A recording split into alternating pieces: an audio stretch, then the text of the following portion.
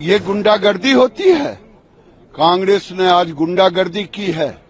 बाबा साहेब से तो माफी मांगना ही चाहिए, देश से माफी मांगना ही चाहिए, लेकिन ये गुंडागर्दी राजनीति में नहीं होनी चाहिए। जो उनका असली काम करने का तरीका है वो आज सामने आया। किस तरह से उन्होंने हमारे दो सांसदों को धक्का मुक्की करके उनको घायल किया। आज हमने राहुल गांधी को इस रूप में देखा जैसे कोई गली के गुंडे मवाली होते हैं। Big Tamasha. Actually, the BJP MPs blocked Rahul Gandhi while he going to the house. Speaker साहब ने स्पष्ट कहा था कि स्टेप्स के ऊपर आप प्रतिषेध नहीं करना चाहिए, क्योंकि वैसे भी लोग के आने जाने का दिक्कत हो जाता है। ये सरेआम गुंडागर्दी है, ये सरेआम सीना जोरी है, ये सरेआम जोर आजमाइश है।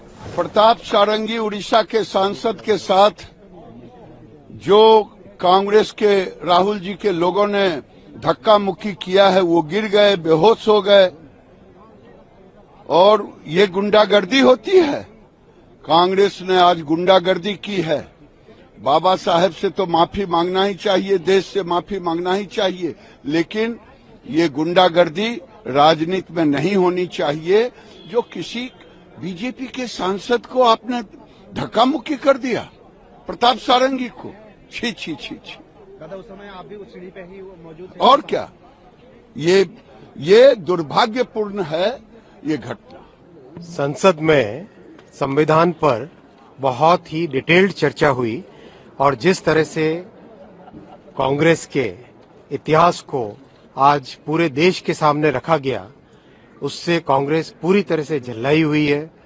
और जो उनका असली काम करने का तरीका है वो आज सामने आया। किस तरह से उन्होंने हमारे दो सांसदों को धक्का मुक्की करके उनको घायल किया। दोनों सांसद अभी हॉस्पिटल में हैं। ये संसद की मर्यादा है क्या? ये इस तरह से संसद में काम करने का तरीका होता है? कांग्रेस इस बात को समझ ले कि सारा देश स्पष्ट तौर पे